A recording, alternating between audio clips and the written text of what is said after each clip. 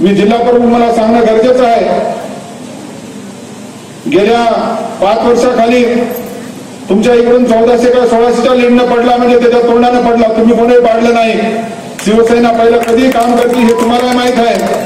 त्याच्यानंतर आपल्याच बसणारा उठणारा आहे म्हणून नागेश पाटील इकडं आमदारकीला उभं राहिले म्हणून उद्धव साहेबांनी त्याला 9 मतदारसंघापैकी 1 मतदारसंघ दिला होता आणि मी स्वतः फोनवर ऐकलं होतं, तुला 9 पैकी 1 विधानसभा दिली, तू तिथं उभा राह, तुला मंत्री करतो. याला तिथला युनिफॉर्म घेतला आणि तुमच्या सटवानं तिथून बटवा घेतला 2 कोटीचा आणि नीट निघून आला इकडं.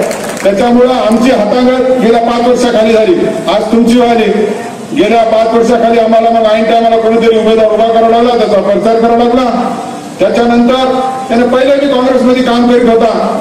फक्त तुम्हाला माहित नव्हतं, तुम्ही भोळे होत्या. त्याचं काम असलं की सगळ्यांना म्हणत बागा चला चला सगळे कामाला लागा. जिल्हा परिषद आली, नगरपालिका आली, जसं जमत तसं सोयीप्रमाणे राजकारण करून तुमची कुटीत गेला. आता त्याची कुटायची वेळ आली, तुम्ही विसरू नका. आणि आता काल त्याला उमेदवारी मातोश्रीवर पेपरला तुम्ही रोज सांगत होत्या, फक्त शिवसेनेचा उमेदवार. त्यांना अशा बातम्या लाईत होता की मीच सुभाष वानखेडेच उमेदवार. तो पक्ष त्याच काही खरं नाही.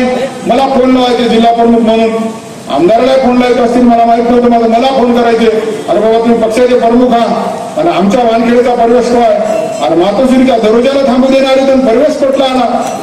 शिवसेनेमध्ये गद्दाराला कवच तारा दिला जात नाही. कारण का नारायण राणे असेल, छगन भुजबळ असेल, बरेच होऊन गेले, तुम्हाला सगळं माहित. त्यापैकी एक यांना युनिफॉर्म त्या अशोक चव्हाणच्या पायावर टाकू लागला आणि निघून नीट गेला. त्याचं पहिल्यापासून धंदा आहे. दुसऱ्याचं असलं तरी हे करायचं. यावेळेस उमेदवारी डिक्लेअर व्हायचं चालू होतं आणि सगळे इच्छुक होते. नागेश पाटील हे इच्छुक नव्हते. आम्हाला म्हणले दाजी कोणी जर येत असेल तर दांडूबाबा 100% राहणार, तिथं काही हरकत नाही. आम्ही म्हणलं 100% खरं, आपल्याला निष्ठावंत शिवसैनिक पाहिजे. आणि त्यानं मन मोठं करून हेमंत पाटलाच्या उमेदवारीचे ते नागेश पाटील आष्टीकर सूचक आहेत, ते मी 100% इथं गवाही देऊन सांगतो जिल्हा प्रमुख म्हणून. असं मनात खोटे आणू नका. आपल्यामध्ये कुठलाही घटतट नाही. आपल्याला तरुण तडफदार हे दोन्ही दाजी येत नाही. हेमंत पाटील पण वर केंद्रामध्ये वाटला यायचा, इथं नागेश पाटील आष्टीकर, अशी दोन्ही टीम दाजी भाऊजीची. मी त्याच्यावर लगाम बरोबर राहणार 100%. काही काळजी करू नका. मग ऑफिस असण्यावर आहे. दाजी जरी इकडे गाडी पळाली तर त्या दाजीची धरून इकडे बरोबर लावायची माझ्यामध्ये ताकद आहे. पक्षाने जिल्हा प्रमुख म्हणून जिम्मेदारी दिलेली आहे. तुम्हाला एवढं सांगू इच्छितो, येणाऱ्या 18 तारखेला या सटवाला आता काल मी बटवा घेऊनच उभं राहिला, घरून काही रुपया खर्चणार नाही. कारण का राजू सातो हेमंत भाऊचं नाव आलं की पळून गेलं. मग त्याला आर म्हणलं तू काय जमा केला, मला दे रे बाबा बटवा, त्याच्यामुळे मी उभा राहतो. त्याला काय निवडून येण्याची इच्छा नाही, आपली त्याची लढत पण नाही. फक्त त्यानं बटव्यासाठी काम केलेलं आहे. आपली वंचित आघाडीची लढाई आहे, हे लक्षात राहू द्या. बहुजन महासंघी जय मुले मनाला माणूस तुम्हाला सांग. कारण एकदा हिवशी करून घेतल्याशिवाय ते किडा गुन्ह्यानं बसणारच नाही. एकदा होऊ द्या म्हणून होऊ द्याचं व्हायचं. खरं तर दुसरं काहीच नाही, तर काही विषयच नाही. हेमंत पाटलाला 1000% मी 100% मी सांगतो तुम्हाला. मी ज्या दिवशी उद्धव साहेबांपाशी बसून सांगितलं की साहेब आता यांना फायनल करून टाका, आता नका उशीर करू. मी साहेब म्हणाले मी इच्छुक नव्हतो, मी ऐच्छिक मध्ये होतो. ऐच्छिक मध्ये हे लयच विचार करू लागले. कोणी आपलं याले आता ते उमेदवारीसाठी आमचे वानकडे इतके बेजार झाले बा. आता बऱ्याच दिवसापासून बेजार आहेत शिवसेनेमध्ये. याची फक्त तारीख रोजच ठरली होती, सालच ठरलं नव्हतं. आणि असं करता करता करता करता करता कालपासून बेजार बेजार बेजार बेजार होऊन गेले. अखिरला म्हणजे आता इकडे काय आपले दाल शिजरा म्हणून आता काँग्रेसमध्ये गेले. आणि तुम्हाला सांगतो त्याची एक लय मजा आहे. इकडं सातो साहेब अतिशय हुशार धूर्त माणूस आहे. तुम्हाला सांगतो त्याच्या इतका हुशार माणूस आणि त्याच्या इतका पांढरा करणारा माणूस आपल्या या हिंगोलीचा जवळपास नाही. तुम्हाला सांगतो बरोबर पांढरा केला भाई याचा. त्याच्या एवढं पहिलं उभं राहिलं तर काही बाई शिवाय दिल्यावर त्याला अरे चोर म्हणून म्हणलं तर तुम्हाला सांगतो. आताही व्हिडिओ क्लिप व्हायला. आणि काल गेला साधव साहेब पिच्छा होमला लागला मुख्यमंत्री तुम्ही म्हणून. अरे कालपासून चोर म्हणजे डायरेक्ट मुख्यमंत्री. आता ते इतकं कलाकार तुम्हाला सांगतो, त्याला माहित आहे हे माणूस कसा आहे. बघा तुम्ही हिवशी तर मीच करतो एकदम का. आता हे इकडून हिवशी करायचं मागे लागलं, तिकडून ते असं प्रॉब्लेम तू सातो करतात होता, तू हिवशी मी कर. बाबा तुम्हाला मला हिवशी करायचं काम नाही, यायची हेच हिवशी तुम्हाला आम्हाला काही करायचं काम, काहीच करायचं काम नाही. तुम्हाला सांग काय काय बोललेलं आहे मोमेडियन समाजाला, त्याला माहित आहे. बंजारा समाजाला काय काय बोललेला माहित आहे. मागासवर्गाला कशा वागणूक दिला माहित आहे. उरलं कोण मतदान करायला? मग गव्हा शिवसैनिक तर मयच होतं. नागेश पाटील मोवाच होय, ते शामराव मोवाच होय, हे म्हणतंय मोवाच होय. पण तुला नवं कोण? आणि तू इतकं सगळं गणगोत सोडून गेला कुठं? आता काय सांगा, याच्या चाली याच्या रूढी आपल्या सगळ्याला तोंडपाठ झाल्या. आणि आता हे तुलना कोणासंग करायला? डायरेक्ट मोदी सगळं. पहिले म्हणत गेले मोदीची लाट नाही, वानखेडीची लाट आहे. अरे नक्कर बापू, 2 लाख नजर, 2 लाख नक्का हो. आता जी भावराव, अरे 2 लाखानं हो. आता काय करावं भाऊ? अहो 2000 नाही, आता माझं बस झालं. बरोबर दम खा. आम्ही त्या 2000च्या मधामध्ये जर असा फाटा पडला तर 1100च गेलं. काय करा? होय असंच बरोबर करत घेतो. मोही लाख मोदीची नाही, आता मोदीची तुलना कर. अरे मला सांगा, आज आपल्याला उमेदवार व्हायची तरी काय आवश्यकता? आज त्याला म्हणू द्या, काय म्हणायचं त्याला म्हणू द्या. पण आज आपल्याला अशी परिस्थिती आहे आपल्या या भारताची, महाराष्ट्राची, हातगावची, आपल्या हिंगोलीची नाही, भारताची परिस्थिती अशी आहे की आपल्याला उमेदवार नाही व्हायचा, आपल्याला मोदीला पळावं लागणार आहे. आणि त्या मोदीला निवडून आणण्यासाठी आपल्याला सगळे शिलेदार निवडून द्यावं लागणार. एक खासदार काय सांगा तुम्ही, कोण गेलाय तुमच्या खासदाराच्या गावाकडे? हिंगोलीला किती जण गेले? खरं इमानदारीने हातवर करून सांगा, मी तिच्या घरी गेलो मग काम होतं म्हणून सांगा. आणि कोणाचंच काम पडलं? आणि काम पडलं हाऊ की पटे, आम्ही हाऊस घेतो बसून तुमच्या शहरात हाऊन काळजी करायची. खासदाराचं काम करते फक्त देश सेवेसाठी, कायदा बनवण्यासाठी, त्या मोदीला सहकार्य करण्यासाठी आणि या पाकिस्तानला धडा शिकवण्यासाठी दुसरा कायच काम पडत नाही. तुम्हाला सांगतो का? बाकी तर हाच की आम्ही तर बसून थांबू की आपण खोटं जाणार. त्यामुळे आपल्याला बाकीचा विचार करायचा नाही आहे. आपल्याला आज सगळ्यात पहिला विचार करायचा की हे मोदी आपल्याला कसा निवडून देता येईल, आपल्या देशाची जडणघडण कशी चांगली मजबूत करता येईल, आपल्याला दरवर्षी विमा कसा भेटेल इतकं फावडावर दुसरं काय फावू नका. नाही महत्वाचं नाही बाकीचं काही.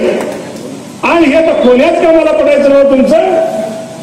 अहो कोणा कणकळी कापली तर मूत म्हणत मुतायचं नव्हतं. हे पुन्हा उद्या तुम्हाला पाठी सांगतो तुम्हाला तिथं आता झालं. आपण दरवर्षी बदला 15-20 वर्षापासून पाहिले काय संबंध आहे त्याचा. आणि आत्ताच आपलं नाही हो आपल्या तालुक्याचं काय साठायचं आहे की तालुक्यात राहिलं कुठं राहायचं? काय उपयोग आहे मला सांगा तुम्ही. आपल्या तालुक्यात काय केलं बाबा? 15 वर्षापासून आपल्याला त्याला सत्ता दिली, 5 वर्ष इकडे खासदार केली, काय भेटलं मला सांगा? तेव्हा आपल्या शेतकऱ्यांनी विमा भरला तर याच्यात हिंमत आहे तर एखाद्या वर्षी तरी आणा. कोणाच वर्षी आणू शकले नाही. कोणती मोठी शासनाची स्कीम आणून टाकली मला दाखवा बरं तुम्ही. एकही नाही. मग आज कोणत्या 20 वर्षात त्याला जमलं नाही. तेव्हा चांगलं जवान होता, आता खूपच झालं तुम्हाला सांगतो. आता काय माहिती व्हायचं आहे की याच्यात 20 वर्षाची जमलं, आता काय हा फायदा? आता काय उपयोग आहे? आणि बाळावर खरंच सांगतो तुम्हाला, इकडे महाराष्ट्रात आपली सत्ता होती आणि आपणच एक दुर्दैवी माणसं होतं ते कारण आपल्या उरावरती सत्ता होतो.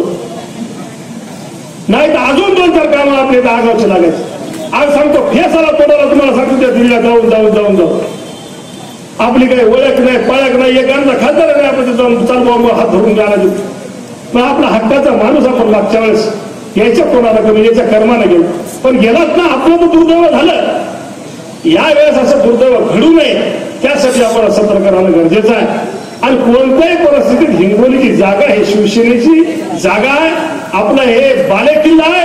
कोणत्याही परिस्थितीत आपलं हिंगोली आपल्याकडे आणणं गरजेचे आहे. आणि ते येणाऱ्या दुमत बाळगू नका. फक्त आपल्याला एवढा विचार करायचा की आपलं हातगाव, आपलं हिमायतनगर कसं पुढे ठेवायचं एवढं पाच. बाकी काहीच नाही. आमचं भाऊ आपलं गाव कसं चांगलं ठेवायचं, आपली गल्ली कशी चांगली ठेवायची एवढं पहा. आणि याच्यासाठी फायसाठी काही लई लांबचा विचार करायची गरज नाही. आपल्याला कोणत्याही परिस्थितीमध्ये या देशावर राज्य या मोदी सरकारचं कसं येईल एवढं बघणं गरजेचं आहे. हे आता या गोष्टी जाऊन झाल्या. हे किती दिवस चालणार आहे? ते बाहेरचं वय, ते जिल्ह्याचं वय. बाबा यायला कोण आहे का हे बोलायला?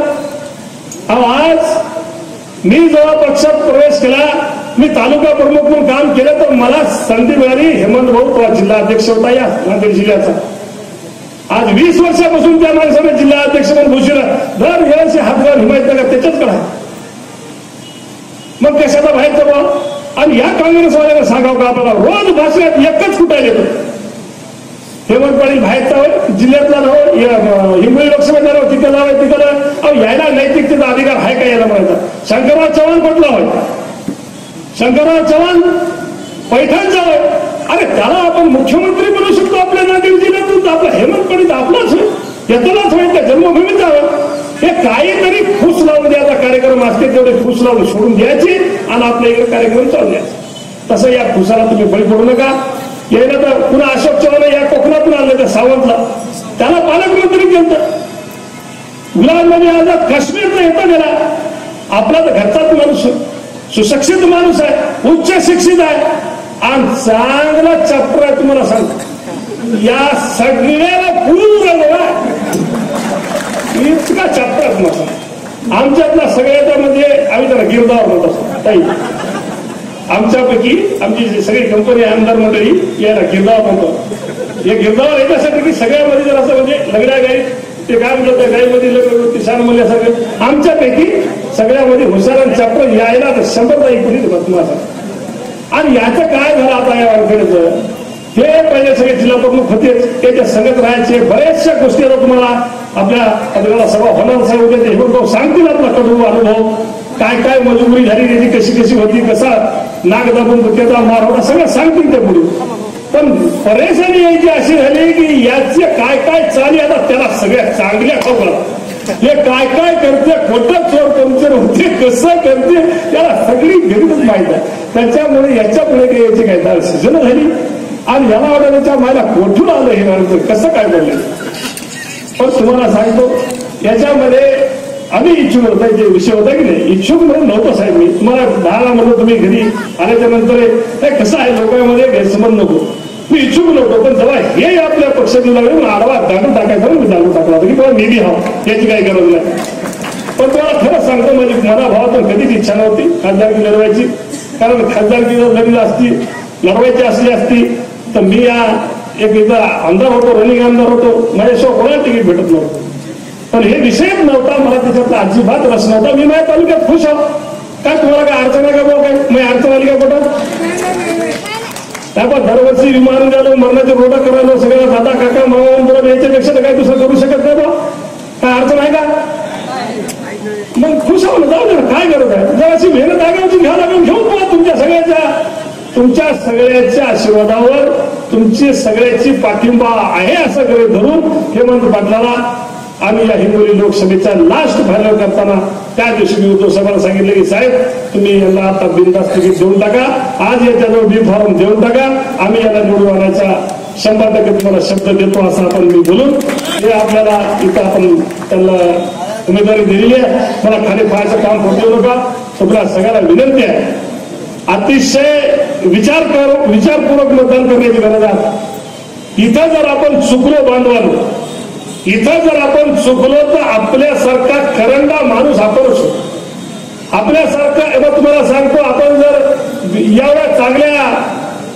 माणसाला सोडून देऊ मोदीला जर आपण मतदान पडण्यासारखा माणूस जर आपण निवडून दिला नाही तर तुम्हाला सांगतो तुम्हाला आम्हाला त्या शेतकऱ्याचं या रोज मजूरदाराचं या सगळ्या देशवासियाचं भारताचं पाप लागल्याशिवाय होणार नाही दुसरं मी शब्द तुम्हाला नाही माहिती दुसरा शब्द नाही जर आपण जर चुकलो तर आम्हाला पापच लागलं दुसरं काहीच लागू शकत नाही यायला काहीतरी आहे का लोक सांगा 60-70 वर्ष आपण पाहिलो आणि या पोरा सोडाच्या हातात घेत हेरवळ इकून खायलो आपला भारत नका हो हे चष्ट्याचा विषय नव्हे हे देशाचा विषय हे येतलं तर प्रयोग करायचा विषय नव्हे हे देशाचा विषय आहे आणि सगळ्यात पहिला जर कोणतं काम करायचं असेल आपला देश अगोदर पाहावा लागेल आणि त्याला जर वाचवायचं असेल त्याचा झालं याचा फुल थांबाला बळी पडू नका हे नाटक नवं हे करमणूक नवं हे पिक्चर नवं हे फिल्म नवं हे ऍक्शन होईल आणि आज आपल्याला सांगतो तुम्हाला सांगतो या देशासाठी जर काम करायचं असेल तर नरेंद्र मोदी यांनाच आपल्याला पंतप्रधान करावं लागणार आणि त्यांना जर पंतप्रधान करायचं असेल तर आपल्याला कोणत्याही परिस्थितीत हिंगोली लोकसभा मतदारसंघातून शिवसेनेच्या उमेदवाराला निवडून द्यावा लागणारा बांधवानो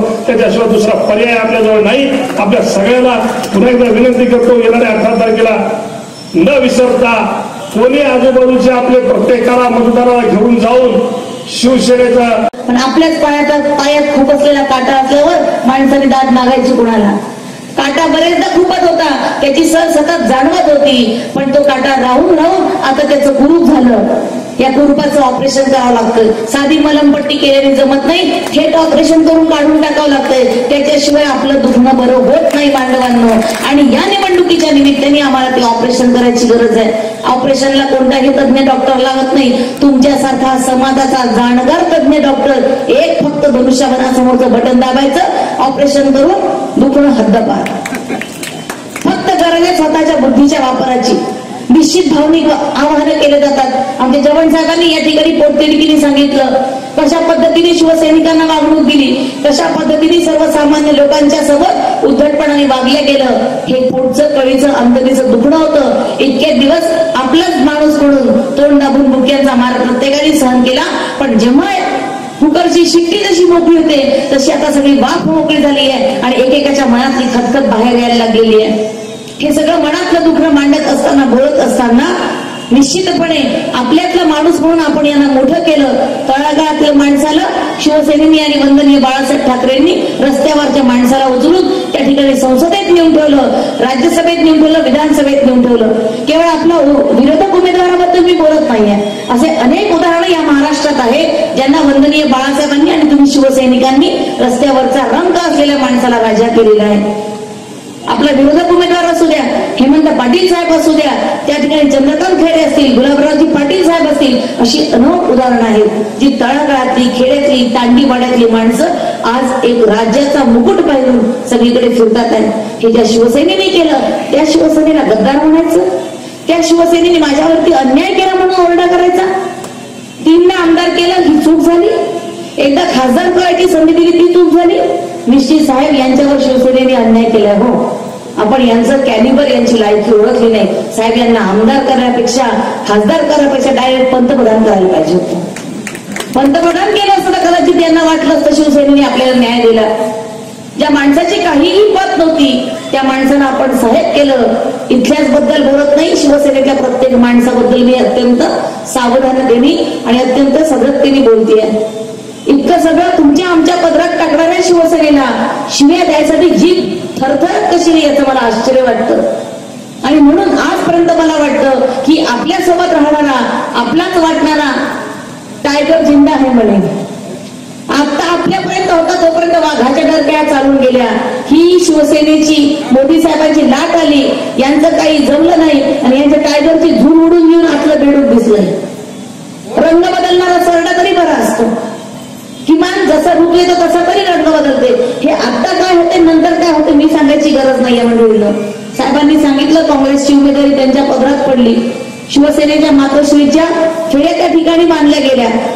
पक्षाचा उमेदवारी मिळावी म्हणून कुणाच्याही दारात जाऊन बसणार साहेब. शिवसेनेची लक्ष्मी सारखी आलेली उत्तर विधानसभेचे एबी फॉर्म झटकून टाकला.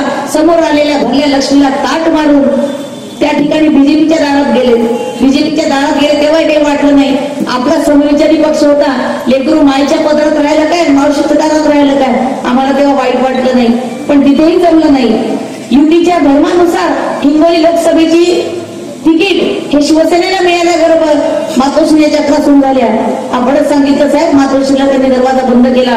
याचं कारण शिवसेना ही छत्रपती शिवाजी महाराजांच्या विचारांवर निष्ठा ठेवून चालणारी शिवसेना आहे. छत्रपती शिवाजी महाराजांना आम्हाला शिकवलं स्वराज्यासाठी कणभर मदत करणाऱ्या माणसाचं मनभर सन्मान करा, परंतु स्वराज्यासोबत गद्दारी करणाऱ्या माणसाचा कडवेत करून त्याला मृत्यूदंडाची शिक्षा द्या. आपल्याला काही मृत्यूदंड द्यायचा नाही, कडवट करायचं नाही, फक्त बटन दाबायचं. एक बटन दाबलं कडलोट झाला समजून जा. ही वेळ आहे मित्रांनो. ज्या पक्षांनी, ज्या सर्वसामान्य शिवसैनिकांच्या आयुष्यात काय फरक पडला. माणसं मोठी होत गेली. शिवसैनिक अजूनही त्याच भावनेने, त्याच अनिष्ठेने, त्याच एकाग्र चित्ताने वंदनीय बाळासाहेब ठाकरेंच्या विचारांवरती आणि या हिंदुत्वाच्या भगव्या ध्वजावरती प्राणप्रतिष्ठेने निष्ठा ठेवून आधी शिवसेनेचं काम करतोय. आणि केवळ त्या भरोशावरतीच मान झाला. आज हेमंत पाटलांना या ठिकाणी तिकीट दिली गेली आहे. 30 वर्ष एकनिष्ठ राहणारा माणूस. पक्षाची सत्ता असो नसो, स्वतःकडे पद असो नसो, कधीही शिवसेनेचा भगवा ध्वज माननीय हेमंत पाटील साहेबांनी खाली ठेवला नाही. आणि म्हणून आज त्या निष्ठेचं फळ म्हणून आणि तुम्हा सगळ्या शिवसैनिकांचं बळ म्हणून माननीय आमदार साहेबांनी या ठिकाणी सांगितलं की साहेब तिकीट जर निवडून आणायची असेल सीट तर हेमंत पाटलांना द्या. इतक्या सहजतेने ही तिकीट मिळाल्यानंतर हेमंत पाटलांचं नाव जाहीर झालं. तुम्हाला सगळ्यांना वाटतंय काँग्रेसची तिकीट मिळाली, काँग्रेसने काय निमंत्रण देऊन तिकीट दिलं की काय? यांनी आधी बीजेपीचं तिकीट कॅन्सल, शिवसेनेच्या दाराशी आले, मातोश्रीचे दरवाजे बंद झाले. साहेब तुम्ही नंतर बीएसपी एमआयएमचा विचार केला, यांनी आधीच बीएसपी एमआयएम कडे लग्न लावून आले होते जमतंय का, पण तिकडे पण यांना नकार भेटला. वाट बघत होते आता कुठं जमतंय का. काँग्रेसकडे शक्यच नव्हतं तेव्हा काँग्रेसकडनं रोज नवीन नाव यायचं. खासदार राजू सातवांनी सांगितलं कळमनुरीच मला लीड देणार खासदारकीला, ते स्वतः इच्छुक होते. रोज नवीन नाव काँग्रेसकडनं यायचं. आज हा म्हणतोय मला काँग्रेसचं तिकीट द्या, उद्या तो म्हणतो काँग्रेसचं तिकीट द्या. आणि जसंही शिवसेनेचं तिकीट हेमंत पाटलांना जाहीर झालं सगळे काँग्रेसचे उमेदवार उडछू एक काही सापडेना. पक्षवाले म्हणायला लागले याला तिकीट घे, तो म्हणे नको साहेब यावर्षी इच्छा नाही. तो म्हणला तिकीट घे, नाही माझं जमणार नाही. त्याला फोन केला तो नॉट रिचेबल, याला फोन केला हा out of coverage area, direct Gujarat. एक माणूस या काँग्रेसला उमेदवारीसाठी मिळणार, यांना एखादा पक्ष मिळेना उमेदवारी भेटण्यासाठी, काँग्रेसला उमेदवार भेटणार. हे असा चांगला जोड जमला शेवटच्या दिवशी उमेदवारी काँग्रेसची यांना जाहीर होऊन गेली. असा उमेदवार आज या ठिकाणी आपल्या विरोधक म्हणून उभा आहे. आणि म्हणून निश्चितपणे मला खात्री आहे ही निवडणूक लढवत असताना एका विकासात्मक मुद्द्यांवर आपण लढणं गरजेचं आहे. कारण लोकशाहीच्या या पवित्र संसदेत जात असताना माननीय नरेंद्र मोदींसारखा आज एक सक्षम असा पंतप्रधान आमच्या डोळ्यासमोर आहे. गॅस आला, शौचालय आले, सुंदर गुळगुळीत रस्ते झाले, आपल्या आजूबाजूला सगळीकडे रस्त्यांची कामं चालू आहेत. या देशामध्ये सगळीकडे रस्ते काही पहिल्यांदा होत नाही याच आहेत. या आधी देखील अनेक रस्ते झाले, पण काँग्रेसच्या राजवटीतले रस्ते बघितले असेल तिथलाच मोरून टाकायचा, तिथलाच मातीचा धुपाटा टाकायचा, वरून साडा शिंपडल्यासारखं डांबर टाकायचं, बिल काढायचं, गुत्तेदार घरी जनता आली. एका पहिल्या पावसात रस्ता वाहून जायचा. आज तुम्ही बघा रस्त्यांची काय क्वालिटी आहे. लोण्यापेक्षा मौसूद रस्ते तुम्हाला आम्हाला या ठिकाणी केवळ आणि केवळ नितीनजी गडकरी यांनी मोदी सरकारच्या काळात करून दिलेले आहेत. रस्त्यांची कामं चालू आहे, अजून अर्धवट आहे. आपण इमानी इतबारे मोदी साहेबांना ठिकाणी पंतप्रधान केलं. या रस्त्यांची लांबी, या रस्त्यांची रुंदी आणि या रस्त्यांची क्वालिटी अशीच राहणार आहे मंडळी. पण जरासही चूक केलं तर पुन्हा आपल्याला खड्ड्याच्याच रस्त्यात जाऊन पडण्याशिवाय पर्याय राहणार नाही. माननीय नरेंद्र गडकरी साहेबांच्या घरी एक रस्त्याचं चित्र लावलेलं आहे आणि त्या चित्रावरती लिहिलेलं आहे अमेरिका श्रीमंत आहे म्हणून तिथले रस्ते सुंदर नाही आहे. हे रस्ते निर्माण व्हायचं कारण सांगते. अमेरिका श्रीमंत आहे म्हणून तिथले रस्ते सुंदर नाही, तर तिथले रस्ते चांगले आहेत म्हणून अमेरिका श्रीमंत आणि संपन्न झालेला आहे. आपल्या या देशाला श्रीमंत आणि संपन्न करण्याचं स्वप्न माननीय पंतप्रधान नरेंद्रजी मोदी करतात आहे. आज ठिकाणी पंतप्रधान आहे. हे काय हो गॅस आला, रस्ते झाले, शौचालय आले. रस्ते, गॅस, शौचालय नव्हतं तेव्हाही आपलं जगत होतो. 70 वर्षात प्रॅक्टिस झाली की आपल्याला असं पुढत जगायची, फार काही फरक पडणार नव्हता. पण मोदी सरकारने जर सगळ्यात पहिल्यांदा महत्वाचं काम कुठलं केलं असेल तर संबंध जगामध्ये या देशाचं नाव स्वाभिमानी फडकवायचं काम माननीय नरेंद्र मोदींनी केलं. आपण लक्षात घेतलं पाहिजे. नरेंद्र मोदी म्हटलं की सर्जिकल स्ट्राईक आमच्या समोर येते. सर्जिकल स्ट्राईक काय पहिल्यांदा झाला नाही. आम्ही काही पाकिस्तानवर पहिल्यांदा हल्ला केला नाही. आम्ही काही पाकिस्तानवर पहिल्यांदा विजय मिळवला नाही. पण यावेळेस एकच गोष्ट घडली. याआधी जेव्हा जेव्हा पाकिस्तान सोबत युद्ध झालं तेव्हा तेव्हा जग पाकिस्तानच्या बाजूने उभं राहायचं आणि भारत एकटा पडायचा. ही पहिली वेळ आहे ज्या वेळेस पाकिस्तान सोबत युद्ध झाल्यावर संबंध जगाने भारताची बाजू उचलून धरली आणि त्या पाकिस्तानला नाक दाबून गुडघे टेकत भारतासमोर शरण यायला लावलं. हे पहिल्यांदा जगाच्या इतिहासात झालं मित्रांनो. आणि म्हणून संबंध जगाने पाकिस्तानवरती दबाव घातला. कशामुळे घातला? कशामुळे? भारताच्या पाठीची सगळं जग येऊन उभं राहिलं. आम्ही खूप हसायचो. मोदी साहेब आज अमेरिकेला गेला, उद्या चीनला गेले, परवा ऑस्ट्रेलियाला गेले, परवा रशियाला गेले. व्हॉट्सअपवर मेसेज आपणच फॉरवर्ड करायचं. फॉरेनचा दौरा करणारे विदेश मंत्री म्हणून आपणच होतो. पण ती कूटनीती आपल्याला माहित नव्हती. त्या दौऱ्यांचं फलित त्या जेव्हा ज्या देशात गेले, ज्या राष्ट्राध्यक्षांना भेटले तेव्हा भारताची ब्राईट साईड समोर आणण्याचं काम केलं. आमचा भारत सर्वसंपन्न आहे, आमचा भारत शक्तिमान आहे, आमचा भारत तरुणांचा देश आहे. आम्ही एक बटन दाबलं तर पाकिस्तानला खतम करू शकतो. परंतु आम्ही सर्व सहिष्णुतेने सर्व धर्म भावाने जगणारा देश आहोत. हे माननीय मोदीजींनी सगळ्या जगासमोर आणलं. ही रणनीती आखल्यामुळे पाकिस्तानने नाक दाबून गुडघे टेकवत जगाच्या इतिहासातली पहिली घटना आहे. 48 तासात शत्रू राष्ट्राचा सैनिक त्याच्या देशात सन्मानाने परत पाठवला. आपला पायलट अभिनंदन. हे केवळ नरेंद्र मोदींच्या पाहिजे. या ठिकाणी पंतप्रधान म्हणून नरेंद्र मोदी आहेत आणि दुसरीकडे काँग्रेसचा पंतप्रधान कोणाचा चेहरा आहे? काँग्रेसकडून कोण पंतप्रधान होणार? बघा ते फेक न्यूज. राहुल गांधी म्हणे 56 पक्ष एकत्र, प्रत्येक पक्षाच्या प्रमुखाला 2-2 महिने दिले तरी 5 वर्ष पूर्ण. तरी त्यातल्या त्यात राहुल गांधी जर आले समोर, तुम्ही विचार करा, एकीकडे पंतप्रधान मोदीजी आहे आणि एकीकडे राहुल गांधी आहे. कोण या देशाला सक्षमपणे पुढे नेऊ शकतो? तुमचा तुम्ही विचार करा. मी सांगते म्हणून नाही मित्रांनो, मी सांगते म्हणून नाही बांधवांनो. आपल्या मेंदूतल्या बुद्धीला घासून त्या परमेश्वराला स्मरून स्वतःच्या मनाने विचार करा आणि माननीय मोदीजींचा चेहरा तुमच्या समोर आल्याशिवाय राहणार नाही. एक सक्षम नेतृत्व, कणखर नेतृत्व, निर्भीड प्रखर राष्ट्रभक्ती असलेलं नेतृत्व म्हणून मोदीजी आहेत. त्या संसदेत जाताना मोदीजी त्या संसदेच्या पायरीवरती वंदन करून डोकं टेकवून संसदेत जाता. इतकं पवित्र स्थान, त्या संसदेत बसून राहुल गांधी डोळे मारायचे काम करतात, आत्महत्या करत बसतात. एखाद्या अवघड पोरासाठी कसे अंगविक्षेप करत बसायचं? शोभतं? पंतप्रधान जाऊ द्या, हो एका राष्ट्रीय पक्षाचे तुम्ही प्रमुख माणूस आहात, त्या ठिकाणी प्रतिनिधी आहात. इतकं अल्लट तुकार पोरासारखा वागणारा माणूस या देशाचा पंतप्रधान होण्याच्या लायकीचा आहे का? हा आम्ही तपासून बघायला पाहिजे मित्रांनो. आणि म्हणून नरेंद्र मोदी यांना पंतप्रधान करताना जशी तुलना आपण केली पाहिजे, तीच तुलना बांधवांनो आपल्या खासदाराची का करू नये? केवळ मोदींना पंतप्रधान करायचं म्हणून नाही, तर या ठिकाणी खासदारांची सुद्धा तुम्ही आम्ही तुलना केली पाहिजे. कोण अभ्यासू व्यक्तिमत्व आहे? इतके दिवस एखादा तरी मोठा प्रकल्प केंद्रातून या भागातील मुलांच्या हाताला काम मिळावं म्हणून आणल्या गेलाय का? एखादा तरी आमच्याकडे हळद पिकते, आमच्याकडे केळी आहेत, आमच्याकडे कापूस आहे, आमच्याकडे ऊस आहे, या एका तरी कृषी मालावर प्रक्रिया करणारा उद्योग या आमच्या भागामध्ये आणण्याचं काम इथल्या एका तरी खासदारांनी केलं का? याच्या प्रश्नांची उत्तर आम्ही मागायला पाहिजे. आमच्याकडे आल्यावर मी तुमचा सोयरा आहे, मामा आहे, काका आहे, आपण एकाच पक्षातले, तुम्ही माझे, तुम्ही तिचे, तुम्ही इकडचे. खूप जणांनी सांगितलं 18 तारखेपर्यंत सोयऱ्याचं तोंड बघू नका, सोयऱ्याला दारात येऊ देऊ नका. मी तसं सांगणार नाही. आपला सोयरा आहे, सोयरा जरूर लागतंय. सोयऱ्याला नाही म्हणायचं नाही, आला बसायला द्यायचं, चहा पाजायचा, पाणी पाजायचं, रामराम करायचं. आपल्या सोयऱ्याचा मान आपण करायचा. आपल्या सोयऱ्याला आपला मान करता नाही आला तरी चालतंय, पण आपण आपली रीतभात सोडायची नाही. आपण चांगल्या घरची सुसंस्कृत माणसं आहे. पण मित्रांनो, सोयऱ्याचं काम सोयरिकीच्या बैठकीपुरतं. सोयरिकीची बैठक असेल ते शोभून दिसायला सोयरा लागते, मरणाच्या दाराला सोयरा लागते, लग्नाच्या मांडवात सोयरा लागते. हा सोयरा सोयरपणीच्या कामासाठी आपल्या बैठकीपुरता ठीक आहे. लोकसभेच्या त्या संसदेमध्ये सोयरपणाचा काय संबंध? त्या संसदेत बसून का सोयरिकी लावायची आहे? का अक्षता टाकायच्या मांडवातल्या? आपल्या पोरासाठी बिहारची सून आणायची आहे का आपली पोरगी गुजरातला देऊन द्यायची आहे? आपलं सोयरपण आपल्या भागापुरतं, संसदेत सोयऱ्याचं काय काम? अरे कुठल्या मुद्द्यावरती मतं मागावी, कुठल्या मुद्द्यावरती ही निवडणूक लढवावी, एवढं भान किमान 20 वर्ष सत्ता भोगलेल्या माणसाला यायला पाहिजे मंडळींना. पण आतापर्यंत डुबुडुबू वाजवून गारून करून जमून गेलं.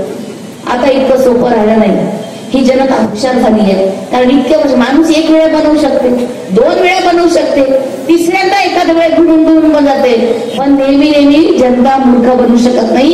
ही जनता आता शहाणी झाली आहे. या तरुण बांधवांकडे, तरुण मुलांकडे व्हॉट्सअप आलाय, फेसबुक आलाय. म्हातारे माणसं सुद्धा टुकू न बघून मोबाईलवर सगळं बघायला शिकलेली आहे. जगाचं ज्ञान आलेली, सज्ञान झालेली ही जनता आता सगळ्या गमती सगळ्या लांड्या लबाड्या ओळखायला लागलेली आहे.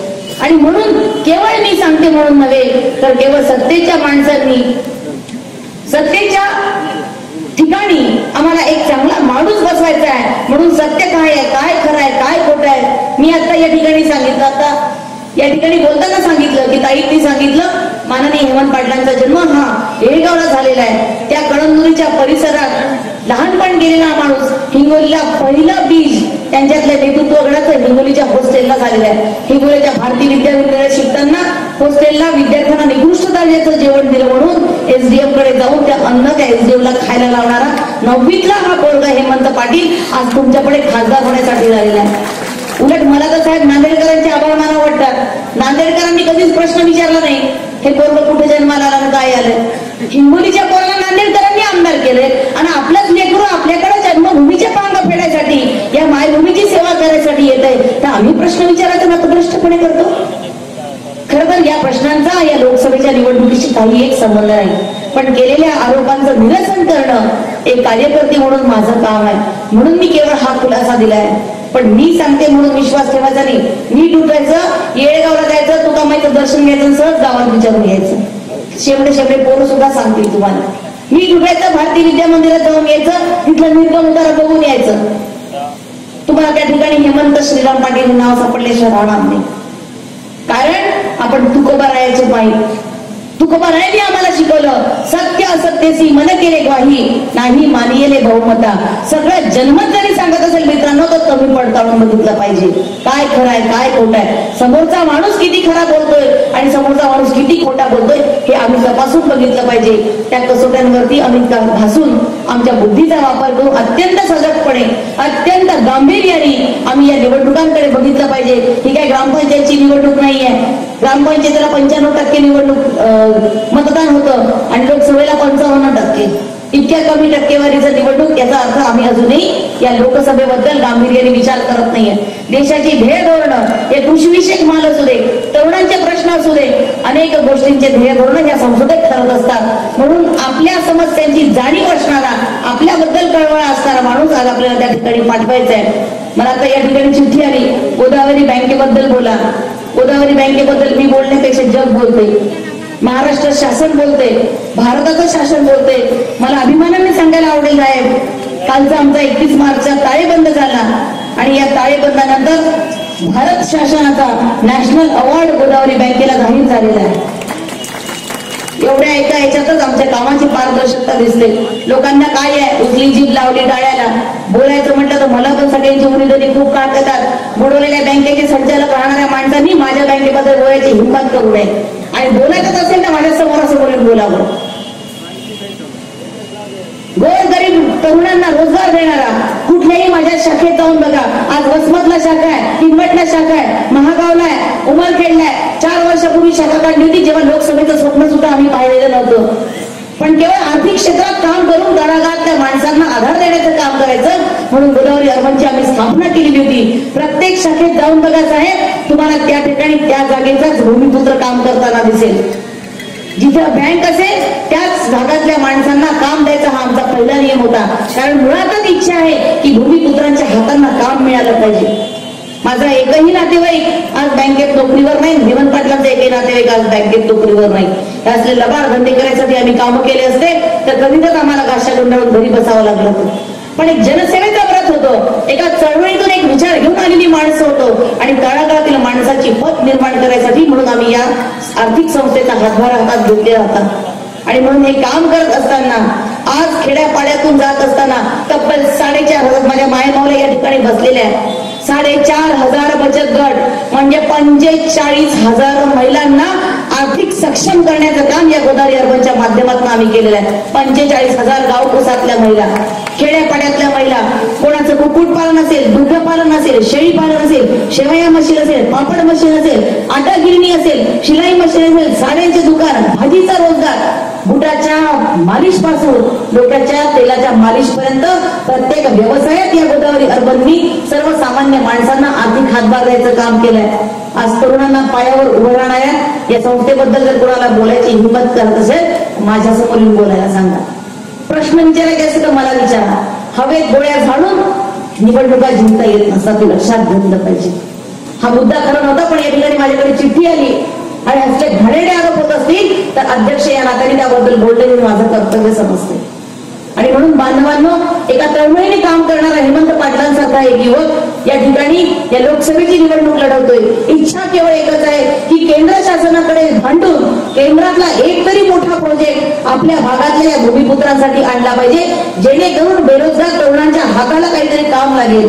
एक तरी कृषीपूरक उद्योग या ठिकाणी आणला पाहिजे, जेणेकरून आमच्या शेतकऱ्यांच्या मालावरती प्रक्रिया होऊन त्यांच्या शेताला अधिक भाव देता आला पाहिजे.